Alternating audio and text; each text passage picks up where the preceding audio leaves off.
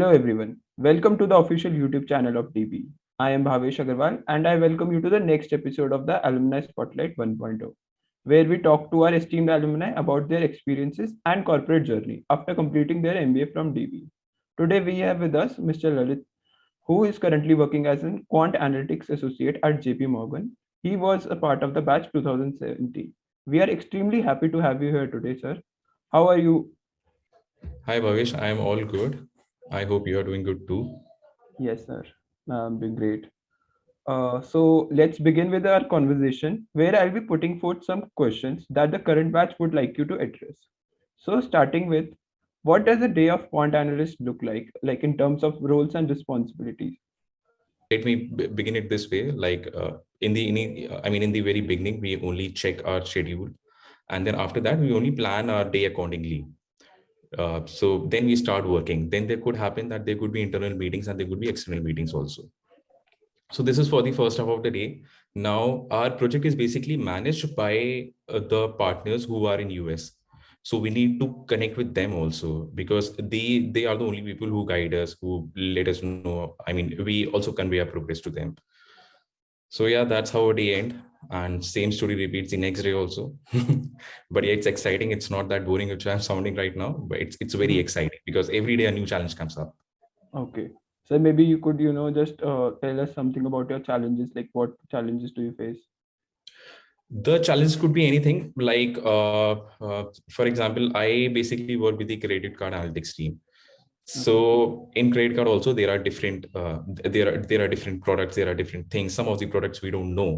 For example, like the currently the project which I'm working on, that's a completely new product which I don't know. So I need to talk to different folks from different teams. I mean, that's not only limited to credit card team, but I need to talk to a mortgage team also. I need to talk to auto lending team also, so that they could give me certain variables which I could use in my analysis. Okay. So a Okay. lot of meetings, if I say. That was really insightful, sir. Like we really understood what quant analysts do.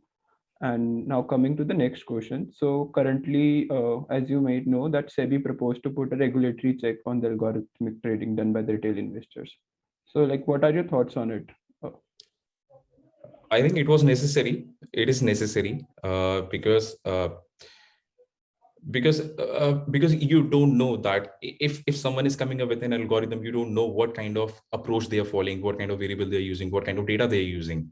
So it's very important such that such I mean, SEBI put some regulations such that is regulated. It's also useful for us because you won't go to any investor and say like I'm comfortable with it unless it is approved by somebody. So I assume it is very necessary and it should be in place.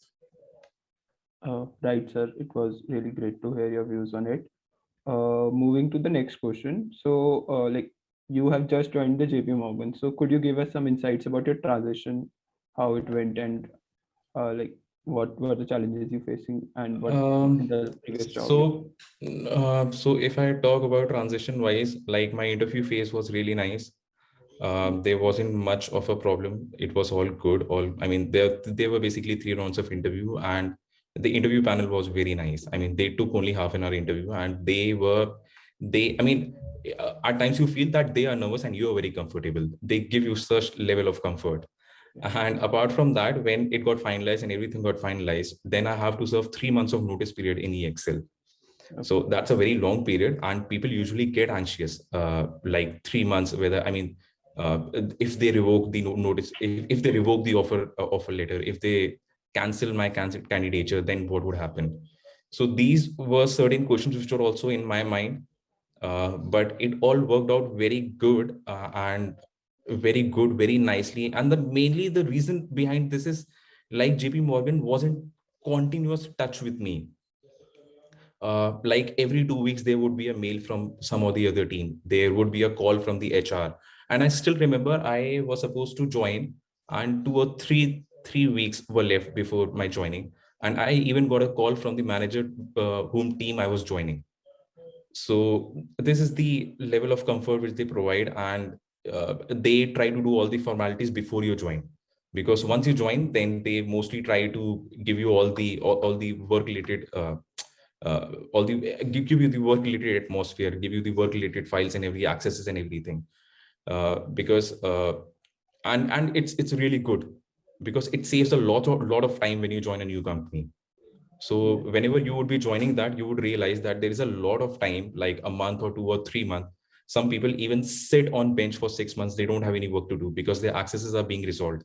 Their their trainings are being done by that time. So yeah, so in terms of JP Morgan, this was pretty smooth and it was pretty easy.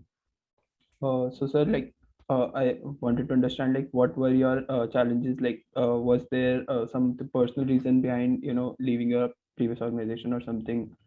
Or So there were actually no personal reason. What I would consider it is a person always looks for growth in their Mhm. career, and this was one such growth. EXL is a wonderful company to work in. But if I talk about if I want to change some of my work, or if I want to work in a different domain or something, like if I want to different challenges in life, then you have to switch to a different company. So this was the point of time, and obviously, I have hardly heard anyone leaving JP Morgan. Like it's such a big brand, it's such a big company. Yeah, So right. that's mostly these are the reasons. That is a really great to know. That might help our viewers, in transitioning. So, sir, next question would be like, what are your next stones in your career? Like, what are you looking at in near future, like in 5 years, 10 years, or right down the line? Okay. Yeah. So, life doesn't stop, and so Right. is the career. Career also grows. Yeah. But yeah, but one thing I am pretty sure, I'm currently not running after promotions. I'm currently not running after increments. I am currently running after kind of work because it's been slightly more than 4 years since I've been working, and initially these 5 to 10 years are very important in your career. So if I talk about stepping stones, so there is no such stepping stone. What I'm considering is a good amount of work at the moment. Okay. But yeah, along with the good amount of work, you would get promotion, you would get increment, but not just running after them. Like there are few people, there are few folks who work, and the primary concern for them is money. So that is not my focus at this moment. Okay. That's really thoughtful of you. Uh, I guess many people don't think of like this. And yeah. So, sir, next question would be like DB centric. So, like, how has DB played an integral role in shaping your career? Like, what were your learnings from DB? Uh, Something. so if I talk about shaping my career, then there is one thing I'm very certain about. Like whatever I am because of DBE. So if you have gone through my previous education record, I did BTech in textile engineering and I am into analytics. There is no relation in between. These are two very different streams. Right. In one of these streams, you have to work in industry, and in the other stream, you have to sit behind a computer and work. Right. So it's all because of DB. Before joining DB, I didn't know anything about analytics also, to be honest. So after joining there, when we talk to faculty, when we talk to other people, when we talk to different folks, all the visitors who have come, like the spotlight you are hosting here, I'm sitting here. There were different people who used to come there. So it's Right. all because of that I knew about analytics. And DB, to be honest, it has it has got a vast syllabus and different subjects and a wonderful faculty to teach. And the kind of knowledge which people get there, I have hardly seen anyone in the analytics field who have got that amount of knowledge. Right. Sir. Oh, So yeah, that so my total credit for my life goes to DB. This is that very honest of me. that really touched. And sir, moving on to the last question. So, like, sir, what's one advice you'd like to give to the current batches or to the batches that come to DB for their corporate journey that they'll come into the near future? So all the people who are actually joining the corporate, this year or next year, whenever in future. So I know many people would be very nervous going to the corporate for the first time. Like I was very nervous. I was among the nervous people who joined the first company after moving out of college. Uh, so yeah, but the company always tries their best to give you the best atmosphere to make you as much comfortable as it is possible. Now there are few people who are who are very much confident, or rather I say overconfident. So that shouldn't be the case also. One should be going there, I mean, with an open mind, and should try to learn as much as possible. There are different trainings, there are different meetings, everyone should attend all of that. Like trainings are really necessary. So if we talk about like I didn't know anything about Python, I didn't know anything about SAS. So it's all because of training which I have learned. And different type of meetings, like you get to talk to different stakeholders, different VPs, different directors. They always give you some sort of knowledge. So that is also very necessary. You should gather all of that, to be honest. And the last thing which I would say, work hard during the initial years, because these are the years which actually shape your future ahead. Now, yeah, one thing, from working hard, I don't mean you have to work like 16 or 18 hours a day. That is not needed. Like whatever hours you're working, 8 hours or 9, whatever your office hours are, I would say that, work with full concentration, work with full potential there. It's not necessary working after that. I mean, the kind of work which you would be working on, it's not built like you have to spend more than those hours in a particular day. So yeah, I mean, everything is a learning there. Every step is a learning. Everything which you see, everything which you hear is a learning there. And it's very important shaping your career for the next whatever 30 years or so.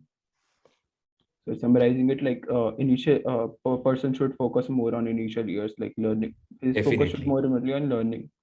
Right? Definitely. I mean, if in the initial couple of years you have learned anything, you have built such a credibility, people rely on you, then you could understand that this is the thing which you need to do in future. And it also defines your domain. Like in the initial, if you're banking if you're working in a banking domain, or a retail domain, or insurance or health, that also defines your future ahead. So that is also very important. So that is really great to know. This will really help our viewers. So thank you so much, sir, for the insightful answers that you gave us. I'm sure it will help our viewers. And thank you for taking your time out and Yeah, no problem. sharing your experience with us. So thank you all for watching the video. We'll see you in the next episode of our YouTube series, The Alumni Spotlight. Do share it with someone who might benefit from it. Thank you.